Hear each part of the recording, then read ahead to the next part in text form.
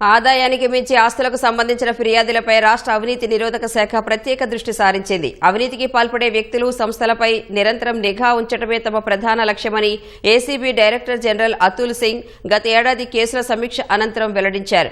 దానికి తగినట్లుగానే 2026 ప్రారంభం నుంచి తమకు వచ్చిన ఫిర్యాదులను నిశితంగా పరిశీలిస్తోంది. గురువారం 2 చోట్ల ఆదాయానికి మించిన ఆస్తుల కేసులు నమోదు చేసిన ఏసీబీ ఈ తెల్లవారుజాము నుంచి క్షేత్రస్థాయిలో తనిఖీలు జరుపుతోంది. నెల్లూరు జిల్లా దగదర్తి తహసీల్దార్ పాలకృష్ణ ఇళ్లలో ఓ బృందం సోదాలు నిర్వహిస్తోంది. నెల్లూరు జిల్లాలోని పాలకృష్ణ నివాసంతో పాటు బంధువులు, ఇతరులకు చెందిన 8 ప్రాంతాల్లో తనిఖీలు జరుపుతున్నారు.